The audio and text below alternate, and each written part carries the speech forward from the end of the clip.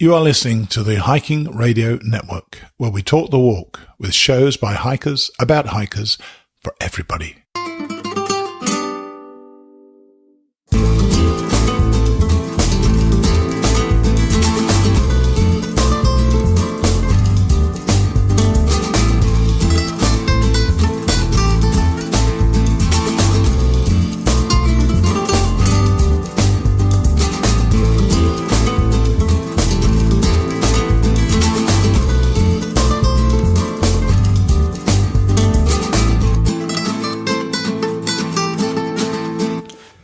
Hi, and thanks for coming back again to Mighty Blue on the Appalachian Trail, the Camino de Santiago edition, as you can tell from the music. One or two of you actually have been a bit, not put out, but surprised or unsure about how my calculations are working to get to Santiago. The idea is that we want to get there now on November the 9th, which is a Friday, to get a flight back on Saturday the 10th. And when we worked out, well, the way in which I did it was to work out the number of miles remaining to Santiago and divide it by the number of days, giving us an average to do every single day. As it turned out, our average was 15.45 miles a day, which is certainly doable because we're doing some good mileage in this last 4 days, as you're about to hear. We've certainly kept up our mileage, and every day you do more than 15.45 miles. Say you do 16 miles, you get a 0.55 mile credit. If you do 17 miles, you get a 1.55 mile credit. You have a total running credit or debit. So if I did 13 miles, I'd have a 2.45 mile debit, and I'll set that against the current total figure. So when I think I last left you, we were in credit and doing pretty well. So we've had 4 days since then, and we are now in León, which is, we're nearly 300 miles. We're going to pass 300 miles tomorrow, in fact, on Monday, which will in fact be my birthday, my 66th birthday. So let's hear about day number 17. Day 17, Vilalcázar de Sirga, mile 225.8 to Ledigos, mile 243.6. A total of 17.8 miles, which means, as I think I've just explained to you, 2.35 miles credit. And that means a total credit of 4.45 miles, which means at the end of that day, we were 4.45 miles ahead of our schedule. Now, if you remember last time, Emma and I are really moving into the more comfortable area of hiking. And we actually moved on to a town about 6 kilometers ahead of where we actually finished hiking for the day. And we asked for a cab to be taken to this monastery. And then the next morning, the idea was we get a cab to take us back to Vilalcázar at 7:45 in the morning.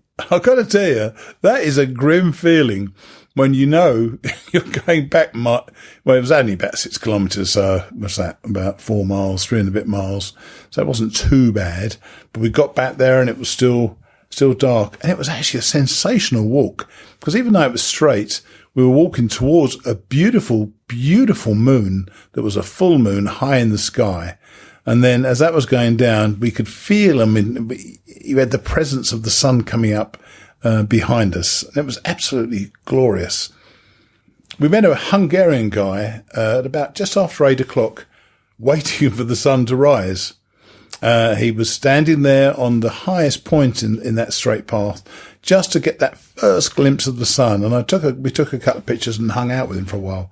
He was an interesting guy. He'd been walking since 2:30 in the morning after a row with an albergue owner. He decided he wanted to do some work. He's the guy who actually compiles the Hungarian pop charts. Bizarre, the sort of people you meet on this trail. And he wanted to do the work, get the data together. So he didn't want to do it in the albergue he was in. He was in a room with a bunch of other people. So he took his laptop. He has to carry a laptop with him downstairs. And the albergue owner woke up, came down in his underpants and started shouting at him, telling him, "You got to go to bed. You got to go to bed." Anyway, the Hungarian guy was having none of it and they had a big row. So he said, "Right, I'm leaving," which seemed a bit dumb actually. 2:30 in the morning, he headed out. But of course, as I said to you just now, it was a full moon. So he said it was beautiful. It was warm enough during the night. It was pretty fresh still, but it was warm enough, he said. And he was led by the moon all the way. So we hung out with him for a little while, had a little chat, and we told him what we'd done the night before, gone to the monastery. And when we'd left the monastery, which we knew the breakfast wasn't open, we thought we might as well go back to the monastery for breakfast. So he actually came with us, and he came into the monastery. And they wouldn't let him, because he wasn't a resident in the hotel, they wouldn't let him eat where we were eating. They'd only let him eat in the bar. He got a bit pissed with that as well, so he wasn't terribly happy. And then he went on. So Emma and I got full up again. We really filled up because we knew this was one of those days where there was very, very, very long straight path with hardly any stops. In fact, there was no coffee shop, which means no beer stops, for about 10 miles until we got to a tiny village. And that is a heck of a long way to be walking in a short time. Now, a bunch of people, because of the Meseta, some people find it boring. I personally don't. Emma's finding it pretty boring, I must say. It allows me to get into my thoughts a lot more. I really kind of enjoy it. But I tell you what's dispiriting. Some of these cyclists who decided to cycle the Meseta, they cycle past you wearing their luminous greens and oranges and stuff like that. And because the path is so straight, I could literally see them for the next 20 minutes while they were going further and further up the path. And eventually they would disappear. We knew we had all that distance to walk, but we were full up, we were fine. But then we eventually got to a tiny, village, and it was time for beer, a meal and wine before doing the last 3.5 miles into Ledigos. Now, it says in my notes here that we'd booked a decent place. I have absolutely zero recollection of what the place was like. Oh, now I know. Now I'm thinking about it. We had just, I think it was 4 people in the room, and there were only 4 beds in the room. We actually had a meal with the young couple we met before, Travis and Mariam, very nice, young lady, and her husband, and a guy called Kane Adams, an Australian guy we'd run into several times. He was there as well. So that was a rather nice little place to stop. And, that was day number 17. As I say, I'm recording these on the Sunday evening, and really, it's amazing how a lot of these days merge into one. I try to remember the differences between them. But the Meseta's kind of done that to me. You have very, very similar path, often very, very flat. Nothing against it at all, but it really does kind of one day merges into the next. And we had another long straight day the next day. This is day number 18. Day 18. Ledigos, mile 243.6 to Besianos del Real Camino, mile 259.5. 15.9 total miles, which is a credit of 0.45 miles. And that means a total credit of 4.9 miles ahead of schedule. Funny enough, in the Meseta, the days kind of roll into one, and I'm thinking back now. I'm recording this on the Sunday and trying to think of the day. That not a great deal happened that day, and in fact, Emma and I couldn't really get started. Some days we kind of really rattled off the miles really, really quickly. But no, on this day, I know we were slow. I don't know why we were. We bumped into a young lady from New Zealand called Alex, and a fella called Wayne, a really handsome dude from England. He was an ex-soccer player, actually. And we bumped into them a couple of times. And, of course, we stayed and hung out with them, had a coffee, had a couple of beers a few times. And generally, we just weren't in the mood to hike for some reason. I think our feet were still starting to hurt. And we found them once in a place called Moratinos. And Moratinos isn't not a terribly exciting town, but it does have some unusual looking things. And one of the signs said that, well, let me tell you what they're like. You go up this little hill, And there was this mound of earth and these little doors and huts that looked just like the Hobbit houses in the movie. And in fact, they say on the sign, "We are not the Hobbit houses." They're called bodegas. And this is where they were. Some of these, by the way, are 500 years old, little tunnels dug by the children years ago, funnily enough. And, they're neat little places for storing wine, for cheeses and vegetables. In fact, some of them are still used for storing wine, cheese and vegetables. So we hung out there for a little while to try, which once again slowed us down. All the time on this particular day, we were really just slow. I don't know what happened. We just couldn't really get going. Alex and Wayne were ahead of us, and I'm following my trail on Gut Hooks, and Gut Hooks is a great app for this. Although sometimes it doesn't go the way the trail seems to go. Maybe they change the trail around as the year goes. But we saw Alex and Wayne wander off straight up a road, and they missed a clear sign to the right. And I checked my map, and it was going right, so we called them back. They started going the right way then. Eventually, another long straight road. And as I said to you, it makes me concentrate more and think more on things I want to think about, what I want to do when I finish the trail. So I find it useful for sort of internal contemplation. And as the day went on, we wanted to end up in a place called Bercianos, which we eventually did do. But the trail also pushed off to the right a bit.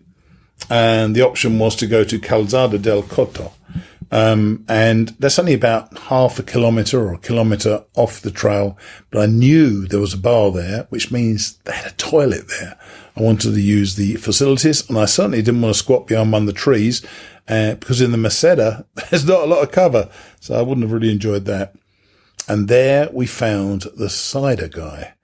They decided, even though we wanted beer, that they were going to give us cider. So they gave us a bottle of cider, which is kind of a cloudy sort of liquid.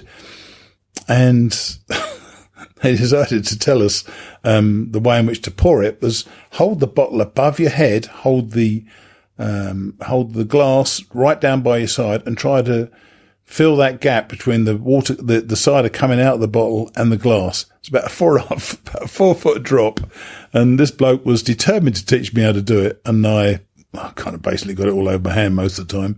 But the bit you can get in the glass, and then you drink it straight away because it kind of mixes with the air on the way down and makes it stronger. Well, that's always going to work for me. So I tried it. It was a lot of fun.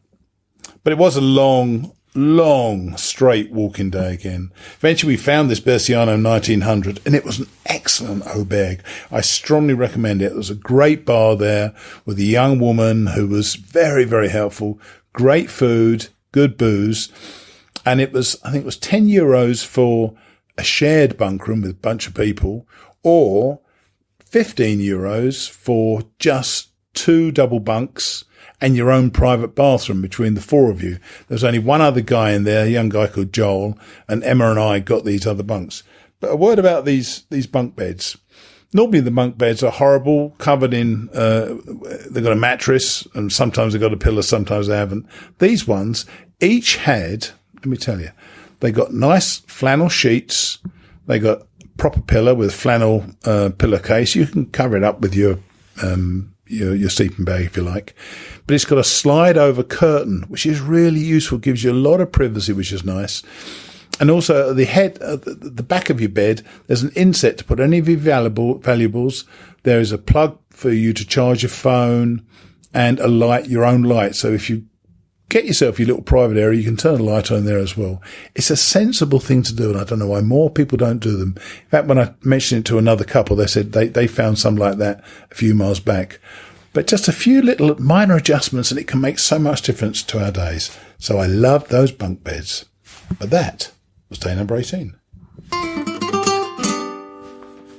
tell you, those bunk beds were a winner. And I don't know why other people don't do it.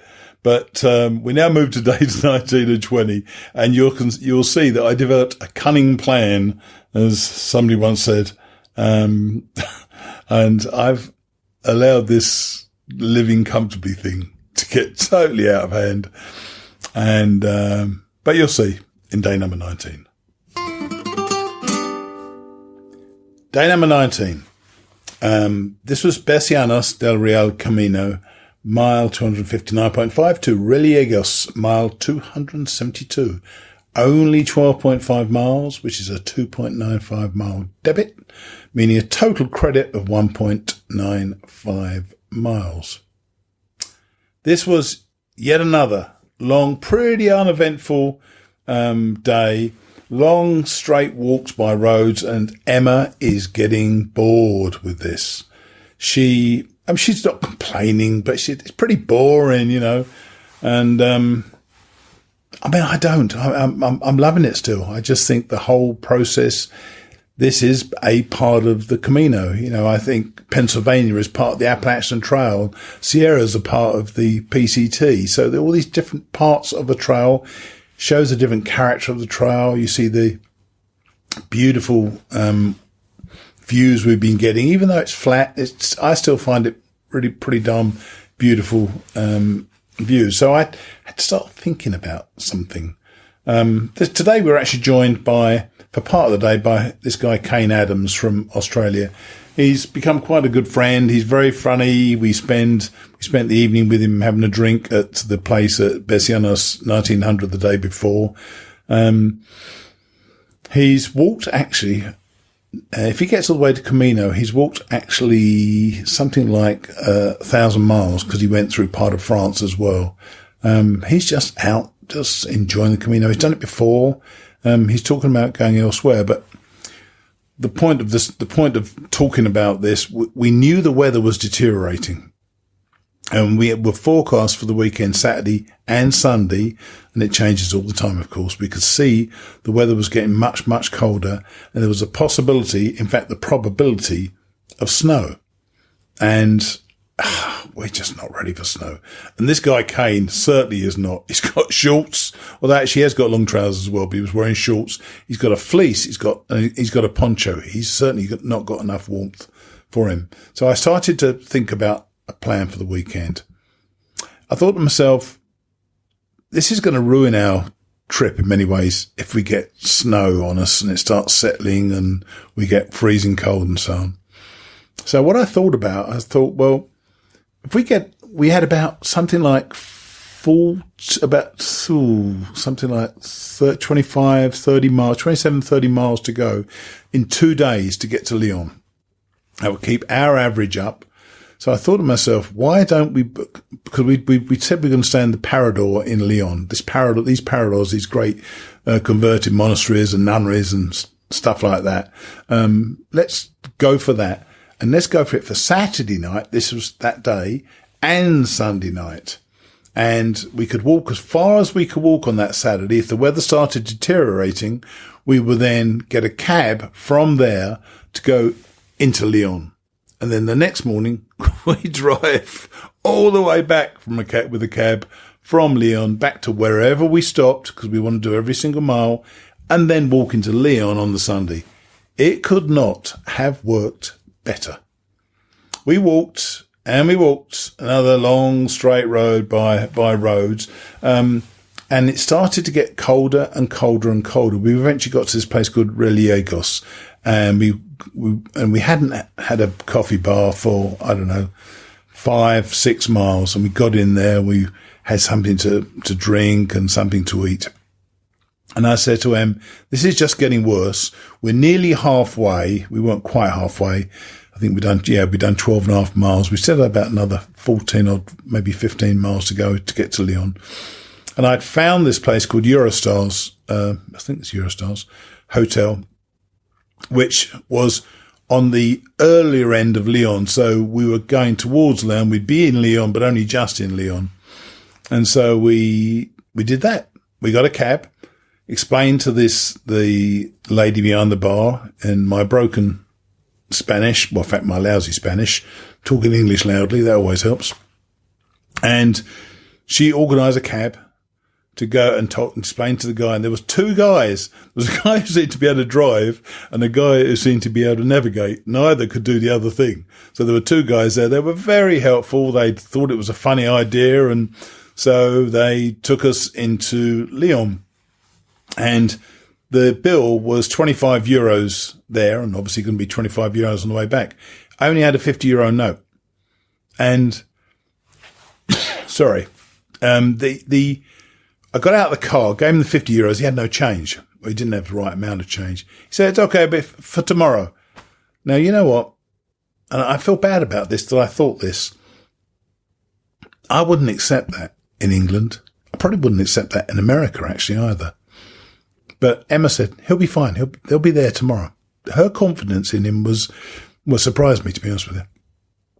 And we went out that evening. I gave him the €50. We went out that evening. We found a great tapas bar.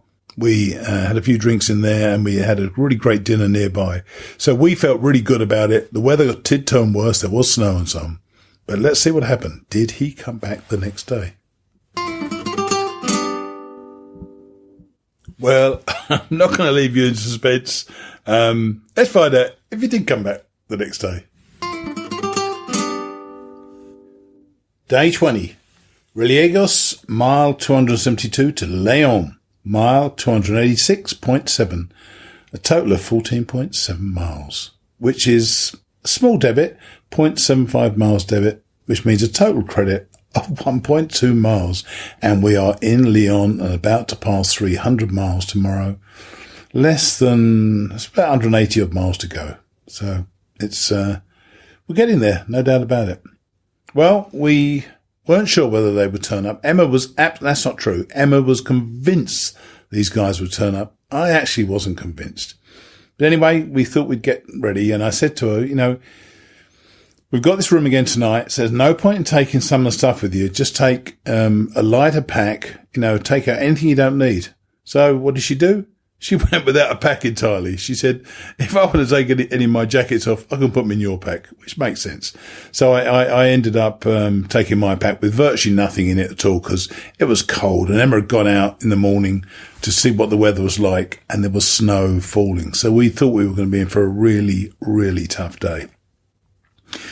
We tried to get breakfast. They told us it was 7 o'clock. Turns out it was 7:30, which didn't help because these guys were meant to be coming back at 7:30.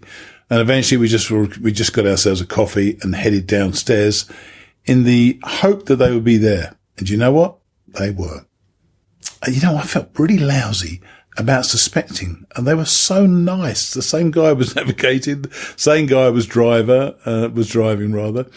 And, they were just couldn't be more delighted to be there. And they drove us back. They thought it was hilarious we were doing this again.